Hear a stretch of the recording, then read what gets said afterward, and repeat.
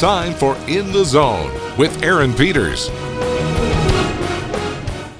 Hello and welcome to In the Zone. We are more than halfway through the Indiana high school football season, and one of the few teams that are still undefeated in the state of Indiana is the Northview Knights. Tonight, the Knights face their biggest challenge at this point in the season, hitting the road to face the Terre Haute South Braves. It was homecoming at Terre Haute South as the Braves looked to get back in the win column. First offensive play of the game for the Northview Knights. They hand it off to Slade Fell, who shows off his patience, finding the empty gap, getting to the next level before hitting the sideline for a big gain. The Knights would finish off that drive with a field goal to take an early 3-0 lead. The Braves looking to make something happen on their opening drive, but Tristan Mackey gets in the backfield for a sack. Terre Haute South would answer with a field goal of their own from the homecoming queen, Meredith Toomey, to tie things up. Knights looking to take back the lead, but the Braves defense is going to swarm the Knights in the backfield for a sack. Colton Bath dropping back, looking to pass, and he's going to find his target. You know who he is. It's Avery Perry, who pulls in the catch for a Northview first down. The Knights would add on another field goal to take a 6-3 lead. And ladies and gentlemen, here comes Maddox Woodcock. Looking to pass, he's going to feel the pressure here. Eventually he decides to take it himself, and he's going to look like Mad Max on this run, hitting the sideline. And he's going to level a Knights defender before he gets out of bounds. And just a little bit later, Max buys a little bit of time once again, and guess what? He's going to take it himself again, making guys miss before lowering the shoulder, finding Pater for the first touchdown of the day to give the Braves a 10-6 lead at the half. During halftime, Terre Haute South honored former Brave Cam Cameron by retiring his number 10 jersey. Now back to the highlights. Second half action. Braves go to a jet sweep with Mason Lewis, who shows off the speed, finding open field before getting tripped up just before the goal line. Maddox Woodcock would finish off the drive with a short QB sneak and another touchdown. Braves offense back at it, running with Ty Isaac Corbin, who breaks tackles in the backfield, going to make a couple of guys miss before finding the end zone, and he's going to stare down the Sports 10 camera after that one. First play of the fourth quarter, Maddox Woodcock keeping it himself, showing off his rushing ability, taking this one to the crib to help Terre Haute South winning this one 37-26. It was homecoming on the north side as the Patriots welcomed conference opponent Columbus North. Columbus North on offense looking to the pass game, but the Terre Haute North defense says, I don't think so. That's Jackson McDonald getting the sack to slow the Bulldogs. Later in the game, Bulldogs looking to strike, but they fumble the ball as Nathan Rooksberg falls on the fumble, but the Columbus North Bulldogs just be too much for the Patriots to handle as the Bulldogs winning this one 42-0. And South Putnam welcomed West Vigo as the Eagles looked for their third straight win. Vikings on offense, facing third down. Reese Wilbur rolls out of the pocket, finding Blake Elkins, who makes the catch, then churns ahead for a West Vigo first down. Eagles on offense.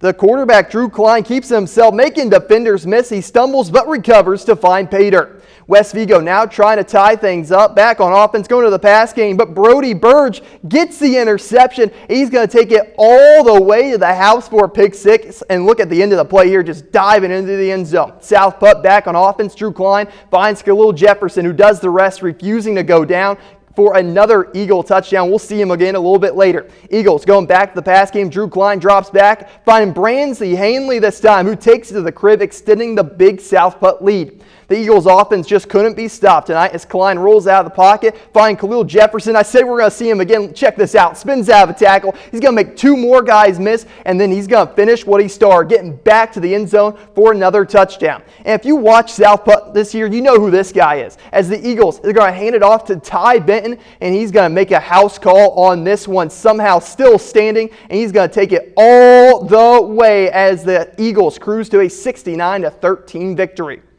And we're going to take a quick timeout. When we come back, we'll take a trip to RP to see if the Panthers stayed undefeated tonight, taking on South Vermilion. And we'll take trips to Linton and North Knox and across state lines to see the action from Robinson and Marshall. All of that when In the Zone returns. Back to Aaron Peters. Welcome back to In the Zone. The Riverton Park Panthers entered this week as the 9th-ranked team in Class 1A, jumping out to the best start in program history. Tonight, RP welcomed the South Vermilion Wildcats. The Panthers look to stay undefeated going up against the Wildcats tonight. RP with the ball, toss it to Sean Vester, who does what Sean Vester does, making everybody miss, taking it all the way to the house for a Panther touchdown. A little bit later, it's going to be South Vermilion now on offense. Quarterback Ben Shyrock gets the snap, rolls out of the pocket, finds Colton Minute, who makes the catch for the Wildcats. RP is going to be back with it, going to Noah Pope this time. He's going to find Pater as RP stays undefeated, beating South Vermilion 61-6 to win the Melt Can for the first time since 1996.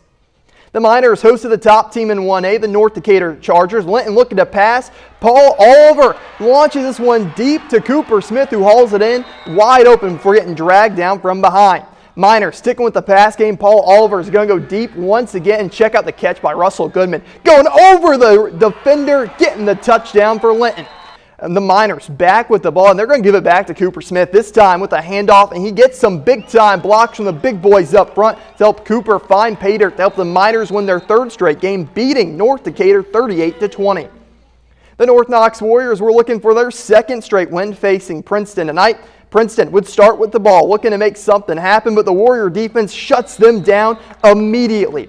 A few plays later, Princeton runs a jet sweep with Carwin Pope, and folks, I don't know how he stayed standing through all that contact, but he hits the sideline, turning on the Jets, and you can't forget about it as he scores the first touchdown of the day. North Knox with the ball handed off to Camden McCory, who finds a little bit of space, getting a North Knox first down. The Warriors would stick with the run game, this time to Coy Van Meter, who gets another North Knox first down. The Warriors would finish off this drive, guess what, going back to the run game with a short touchdown run, but it would be Princeton winning this one 33-29. Our final trip of the night takes us to Marshall as the Lions hosted Robinson. Robinson with the ball looking to pass. Miles Hardman makes the catch, and he's going to be a hard man to tackle, taking this one to the crib for a Maroon touchdown. Marshall on offense looking to pass, but Hardman makes another catch, this time on the other side of the ball for an interception. Robertson back with it, running a double handoff. Wait, they're going for a pass. It's the Philly special as the quarterback, Reese Johnson, was wide open for a touchdown. The Lions looking to answer back. They have a short pass to Luca Gianova, and he will do the rest, hitting the sideline, and he would go all the way for a Marshall touchdown. A little bit later, Maroons back with the ball, and Reese Johnson would find Pater again as the Maroons win this one 34-26. Well, that's all the action we have for this week, but let's just talk about some of what we saw tonight. Terre Haute South, big time win, bouncing back from that loss against Bloomington South.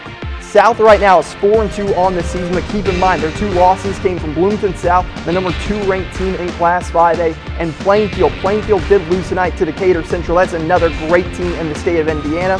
And of course, Northview has a big game next week as they're going to be going up against the South Putnam Eagles, welcoming to Brazil. South Putnam has been amazing so far this season. Their only loss coming by 1 point in overtime to Edgewood. And of course, we'll have so much action for you next week. But as for now, that's a wrap on In the Zone. We'll have a final check of your weekend forecast after the break.